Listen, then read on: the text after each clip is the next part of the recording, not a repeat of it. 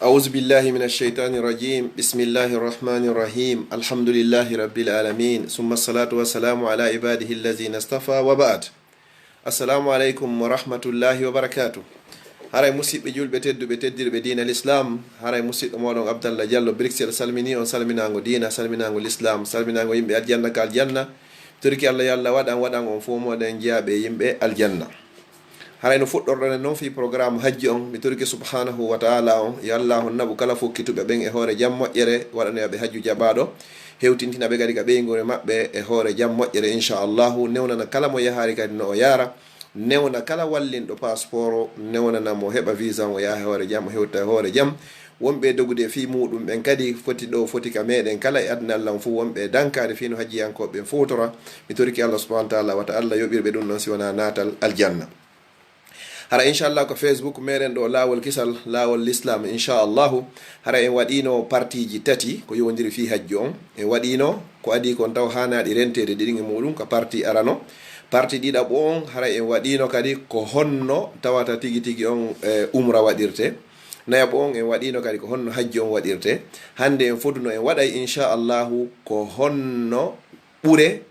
baladullahi l haram leydi allah hormante nin ɗum ko makka ko ɗon mi yewtata ɗo seeɗa e nder minitaji raɓɓiɗuɗi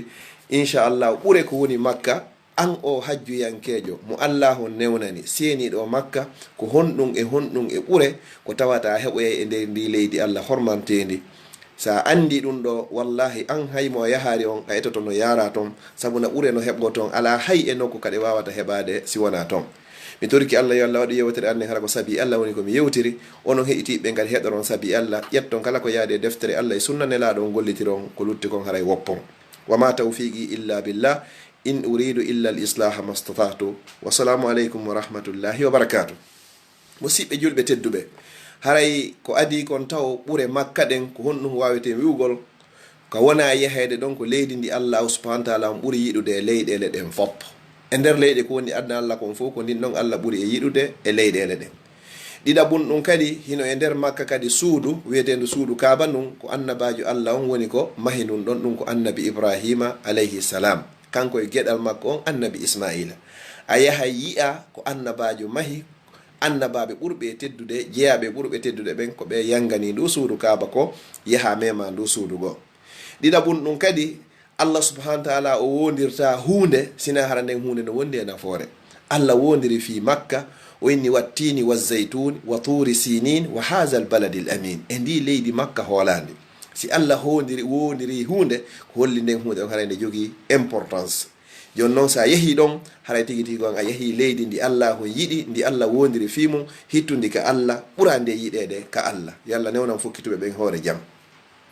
tati sa yeehi makka ko ɓuri e labede kon fop haray noddandu ko annabi ibrahima nodduno kon ɓawo duuɓi guluje haray ndun noddandu no natuno ka nowru ma ko ɗum waɗi si wawɗa notagol ɗon haray kala yawɗo makka yo yaltano allah winna alhamdulillahi allah mi weltanikema yaka ko khalilullah ko allah winamo ɗo noddu yo yimɓe ɓen fof ɓe arɓe hajja annabi ibrahima inni allah hitoango wata hewtoyde adna allah fo allah innimo wo noddu ko mene waɗɗi hewtinoygol ngol jaka allah hewtindi nu noddandu ndu nanino ka noppi ma on say tawi ko a toɓɓere mani ko keeci mawɓe ma ɓen kadi ko toɓɓere mani keeci mawɓe muɗum kono pellet noddandu hewtuno ko kala nannoɗo noddandu ko annabi ibrahima nodduno kon ko on petti wawata hewtoygol ɗon yo allah on naɓu kala faalaɗo yehugol makka ɗiɗaɓum ɗum kadi annabi ibrahima wi rabbi jal hasal balada aminan waɗu ndi leydi makka hoolandi holnidi sa yeehi makka ɗon a tawa pallay ko lekki leydi hoolandi kadi nayaɓum ɗum ahabbul biladi ilallah leyɗe ɗen fof ko ɓuraɗe yiɗede ɗen ka allah haray ko makka nelaɗo sallllahu alayhi wa sallam fewdoɓe yaltayno makka ɓe fewtuno makka ɓe inni ko ayyo makka anta habbu biladillahi ilallah leydi ɗen fof ko an ɓuura yiɗede ka allah wa anta habbu biladillahi ilayya ko an kadi ɓuura yiɗede ka min mouhammad sallallahu alayhi wa sallam sinano tum ɓay yimɓe ma ɓe raɗikela yaltinilan e maɗa wallahi mi yaltatano e maɗa ko ayyo makka pelletnila sa sallam yiɗi makka allah kadi haray kadi hino yiɗi makka si ɗum no feƴƴi kadi nde leydi makka toɓɓere jowaɓere nden wola yadhuluha dajjal o wiyeteɗo masihu dajjal ɗum andi nde ɗen juula en moloto e piiji nayyi inne allahumma inni audu bika min azabi jahannama wa min azabi l gabri wa min fitnati l mahya wal mamati wa min charri fitnati l masihi dajjal. O wiyeteɗo dajjali ɗo kadi o naatay leyɗe ɗen foppo e leyɗe adna allah ɗen fop si wona nokkiyel ɗiɗi o natata makka o natata kadi haray madinatul munawwara. haray ko ɗe leyɗe ɗo pet woni ko o wiyeteɗo dajjali woni ko hewtata kadi. toɓɓere jeegaɓere nde ko ɓuri woni ɓure e makka mudaafatul ajru lissalati fil masjidil haram ko cowanede baraji ɗin baraji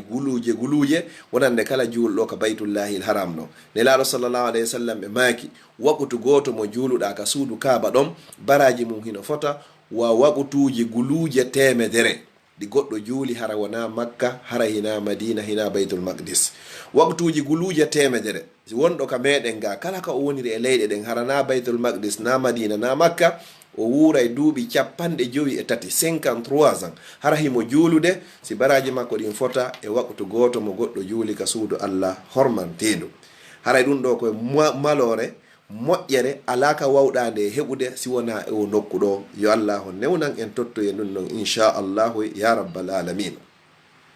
haray si tawi ɗum ɗon kadi feƴƴi haray ɓe inni wangagol ngol ka suudu kaaba. nelaɗo sallllahu alayhi wa sallam e maaki man taafa sabu an fa huwa ka atli raqaba kala wangiɗo nde laabi jeɗɗi ka suudu kaaba baraji makko hino fota wa rinɗinɗo dande.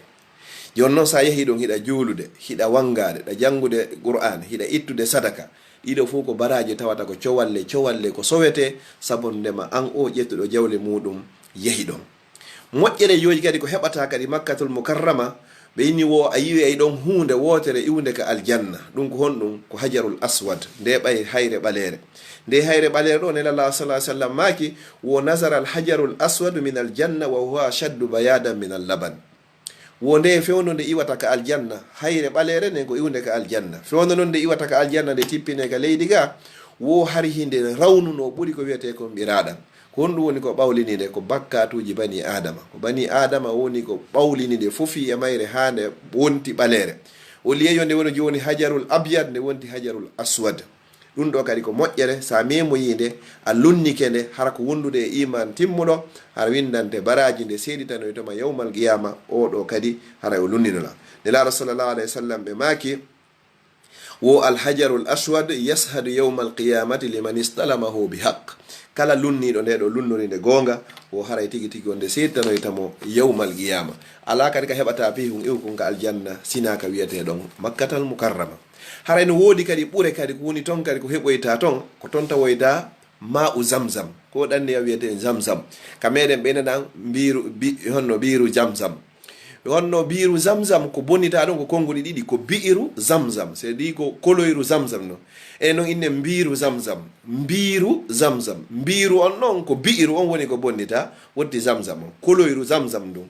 nelaɗo sallallah alih w sallam makino wo hayru ma in ala wajihil ardi woko ma u zamzam ndiyam ɓurɗam moƴƴude ɗam foppo e hoore leydi ndin haray ko ɗan ndiyam wiyeteɗan haray zamzam ko kanjam ɓuri moƴƴude e ndiye ɗen foppo ɗo woni goo. ɗiɗi ɓe inni wo ma u zamzam lima shuribala ndiyam zamzam kadi an ko fi kala ko ɗa yarira fi muɗum sa ƴetti zamzam on a yariɗam fi allah okkore cellal o okkama cellal si tawi anni ono laaɓi no moƴƴi sa yariɗam fi o okkore jawdi o okkorama ɗum sa yari fi o okkore gandal o okkorama ɗum ko ɗum si abdoullah ibnu abbas radiallahu anhuma kanko nde mo yarayno zamzam ko honɗum o wiyayno allahumma inni asaluka ilman nafian wa risqan tayiban wa amalan mutakabbalan wa shifaan min kulli da riwaya goo.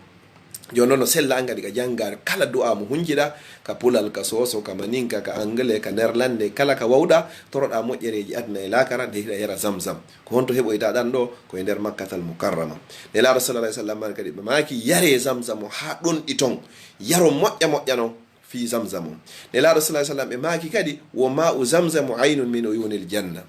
wo ɗan ndiyan ɗan yiya toon zamzam wo ko weendu ko ɓundu jeyandu e ɓunduli aljanna. sa yehi a yari ɗon andu a yari e weendu jeyandu e weenduji aljanna. ɗum ɗo kadi ko honto woni ko heɓoto haray ko makkatal mukarrama ton inchallah. ɓure kadi ko woni makka nelaɗo sallllahu alayhi wa sallam ɓe maki wona ana awwal man tanshaqqu anhu l ard wo yawmal qiyama si mayama ko kamɓe leydi ndin adete sekanoyede ko kamɓe ade to immitoyede summa aboubacar hooti seydna aboubacar so hooti seydna oumar ko ni woni ko ɓe makiri e hadis ɗo summa ati ahlil baqi hewti surranoɓe baqi ɗum koye nder madinatul munawwara fa yuhsharuna ma'i ɓen ɗon ɓe muuɓi do yene laaɗo sallllahu alayhi wa sallam ɓuri sahabaɓe guluuje temedere hino wattina haray baqi ɗon summa antaziru ahli makka wa uhsharu bayna alharamain on sene laaɗo habbo kadi ɓen wattinaɓe makka ɓe muuɓidi e kamɓe ɓeɗo hakkunde haramul makki on e haramul madani on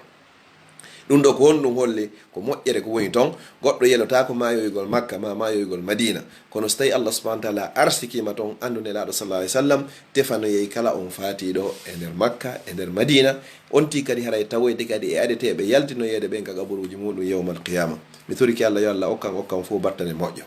si ɗum ɗon feƴƴi ko e nder baladullahi haram makka on toon wiiren noon haray ko wiyete kon arafa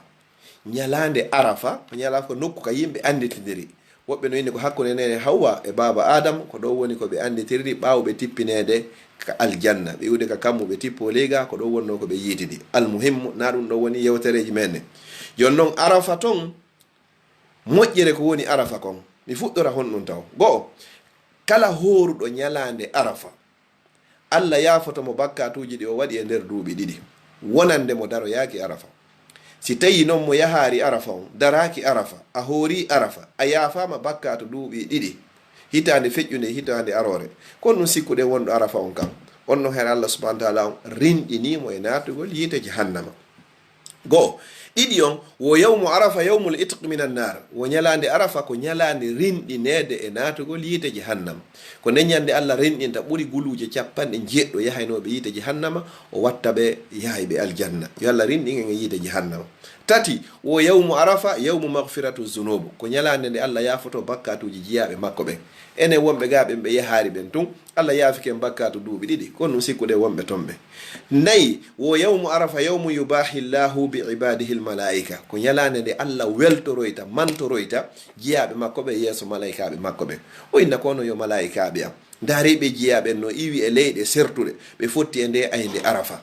ɓe ko honɗum woni e torade ko allah ɓuuri andude ko woni e torade ɓeyna ɓeno torade aljanna ene ɓe yi aljanna malaikaɓe inna o ɓeyna wo ɓe si ɓe yiwno aljanna ɓe ɗaɓɓayno aljanna ɓuuri on wonon malaikaɓe o inna ko ono yo malaikaɓe ko honɗum ɓe woni e molade lam ɓeno molade allah ya danduɓe yiite ene ɓe yi yiite angen malaikaɓe inna o wosi ɓe yiwno yiite ngen ɓe molotonoge ɓuuri onon o inna ushidukum ya malaikati anni kad ghafartu lahum allah inna ko ono yo malaikaɓe mi seedini o wondema pellete ɓeɗo fappo haray mi yaafike ɓe yo allah yaafo yahuɓe ɓe yahari ɓe fof horuɓe e horaɓe fof bakkatuji meɗen jani e tosoki suuɗiɗi e feeñuɗi ɗi ande fimum e anda fimum si ɗum ɗon feƴƴi nayyi on wayni wo yawmu arafa yawmu ikmalu din wa itmamu ni'ma ko ñalande arafa allah timminani en dina kan ko neñande ka o timmini nemaji ɗin allah wi honɗum al yawma akmaltu lakum dinakum wa atmamtu alaykum ni'mati wa raditu lakum l islama dina ɗum ɗo kay ko honto waɗi koye ñalande arafa mi toriki allah yo allah darno e kala mo daraki arafa ne laaɗo sallah alih sallam maaki kadi ɓuri arafa wo hayru du'a du'a o yawmu arafa du'a ɓurɗo moƴƴude ko tora kon foppo ko du'a toraɗo ñalande arafa ɗum ɗo kadi ko honto ɗum ɗo heɓoyto ko e nder makkatal mukarrama baladullahi l haram haray si ɗum ɗo feƴƴi kadi inchallahu andi to makka si a yeehi ton ka wiyete ɗon hijri ismaila on ɗo mi wolari fi makko on hijri ɗon ka watatawa ɓorkunkun ɗon sa juuli nder ɗon haray ɗa waywano e juulɗo ka nder suudu kaaba onti naata e nder ɗon juula darɗe ɗiɗi ma nayyi ma jeego no newori o fewta suudu kaaba ndun hara na yawgol memugol no ɗon e wujugol coñci muɗum wona ɗum ɗon haray ko a juulner ɗon darɗe ɗiɗi ɓanta juuɗe maɗen fewta suudu ndun haray toroɗa ko nokku ka du'a jaaboto ɗum woni kay nokku ka du'a jaaboto ton hakkunde hajarul aswad hayre ɓalerne kane woni ɗon kañum may suɓɓunu num ɗa ka wiyete ɗon ka dambugal kaaba nga woni ɗon wiyete multasim ɗon kadi multasam no wira o inchallah wo haray ɗon kay ko nokku ka du'a jaaboto ɗon kay on wayade fawa juuɗe muɗen ka bafal ɗon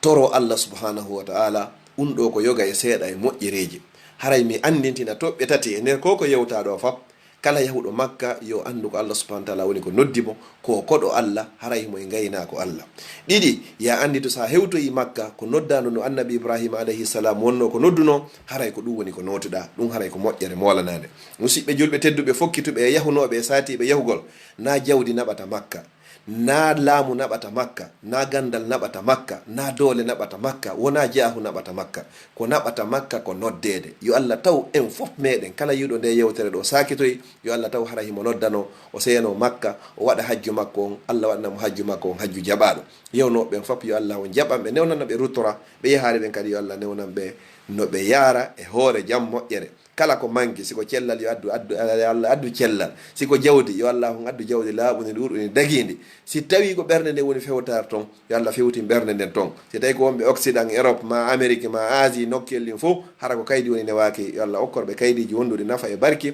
ɓe tottoya o farilla ɗo. Si goɗɗo waɗoyi hajju hara yo timmini tugalal jowaɓal ngal e tugali l'islamu ɗen. Mi toriki Allah subhanahu wa ta'ala yo Allah waɗu hajjuji men ni hara ko hajjan mabruran wa sa'yan mashkura wa zamban maghfuran wa tijaratan lan tabur. Haray mi ala jutinde mi daro wana ɗo inchallahu. Haray inchallahu janngo ma faɗɗi janngo, si tawi jon janngo e faɗɗi janngo jaɓi en waɗoye seeɗa kadi ko yowondiri e ɓuure madina ɗen inchallahu. haray kulotiro yen telen wana waɗon inchallahu ƴetten programme goo. aqulu qawli haza wa astaghfirullah li wa lakum fastaghfiru innahu huwal ghafurur rahim. du'a an sakkitiɗo on yo Allah yaafu mawɓe meɗen fatiɓe e wuruɓe. mi toriki Allah subhanahu wa ta'ala fayɓe men ɓe yo Allah wurnuɓe waɗa barki e maɓɓe. mi toriki Allah marɓe jawdi ɓe yo Allah on ɓeydanɓe waɗa barki. ɓe jogaki ɓe yo Allah on okkorɓe. karamakoɓe meɓe yo Allah okko ɓeydanɓe gandal e faamu e miijoji moƴƴi. wonɓe janngude ɓe yo Allah okkorɓe gandal wonnugol nafa e barki. mi toriki Allah subhanahu wa ta'ala zurriyaji men ni ko Allah woni fewnowo yo Allah on fewnan en ɗi. mi toriki subhanahu wa ta'ala kala joguɗo ande e sohla e probléme ka ɓeygure makko ala wawɗo ittude si wona Allah yo Allah on ittanmo. mi toriki Allah subhanahu wa ta'ala jogiiɗo probléme fi kaydi yo Allah okkormo kaydi. mi toriki Allah jogiiɗo probléme fi cellal ko Allah mari cellal yo Allah okkormo cellal. mo be men ko mapori kon ko Allah pette wawi ittude o yoni ittowo yo Allah on ittanmo. Allah ko okkorayɗo hay so o toraka wona fere noon so o torama. Allah men torikema okkumen moƴƴereji adna e lakara innaka ala kulli shay'in qadir. wassalamu aleykum wa rahmatullahi wa barakatuh.